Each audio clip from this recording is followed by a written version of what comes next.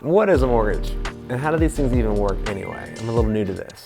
No problem. We are here to help. Unless you spend a lot of time researching mortgage, compound interest, and amortization, there's a good chance you're like most people, not really sure how all this works. It's confusing. You got a 4% fixed rate, but your last mortgage statement said you paid $1,500 in interest and less than $700 of principal. That'd be the case on a $450,000 loan at 4%. Those amounts won't trade places for 21 years. That's when you'll finally be putting $1,500 towards principal and almost $700 towards interest. Your monthly payment is $2,100 or so. By the time you pay off the loan, you've paid back the $450 and another $322,000. You've paid over $900,000 for that $450,000 loan. That doesn't seem right. It seems like, you should get a mortgage payment with about $86 interest, right? If it's 4% of the monthly amount, think again. You're not even close. A 4% fixed rate becomes 72% total interest paid over 30 years. The stated versus effective interest is a big thing that you need to understand. This is why we don't talk so much about what's the interest rate, what's the interest rate. We don't really care what the interest rate is. We care about the interest cost. Can we get the cost down? Even if the rate goes up, but the term comes down, cost goes down. So how is all that possible? A 4% fixed rate becomes 72. I never would have signed up for a 72% interest rate. In other words, why is my stated interest rate so different than my effective? The answer, because of two things. Amortization, compound interest.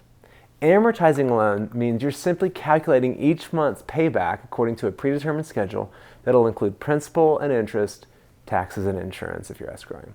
So any mortgage calculator will let you input your loan amount, the interest rate, and the term. That is the length of time you're going to be paying those payments. You'll be able to see how the monthly payments are calculated to stay consistent through the entire term. So the payment stays the same, but the principal and interest do this over the life of the loan. And you'll notice the eighth wonder of the world, according to Albert Einstein, working against you: compound interest. Compounding interest means that instead of simply paying your interest rate, multiply your loan amount once or even each year, you're multiplying those numbers each month. So month one on a $450,000 loan at 4% costs you $1,500 in interest. Month two costs $1,495. Simple interest would mean you're only paying 4% over the life of the loan, $18,000 on a $450,000 loan. Instead, you'll pay that in the first year. Compound interest means you'll pay 4% of your loan balance every month. And since you're barely lowering the principal in those first 15 years, remember, most of your payment isn't even touching your principal, the balance stays high, resulting in massive interest costs even though it's a 4% fixed interest rate. By the end of the second year, you will have paid nearly $36,000 in interest and less than $16,500 towards principal. By the end of the third year, you will have paid $52,000 in interest and less than $25,000 to principal. By the time you will have paid down $50,000 on that loan, you will have spent almost $100,000 in interest. That will take almost 7 years.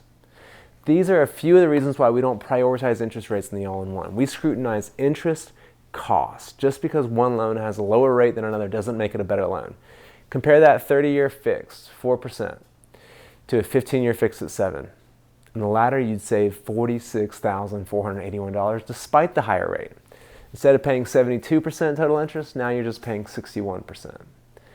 All-in-one clients can often get their total interest paid down into the teens. I've got clients who've gotten it down into the 18, 19% total interest paid.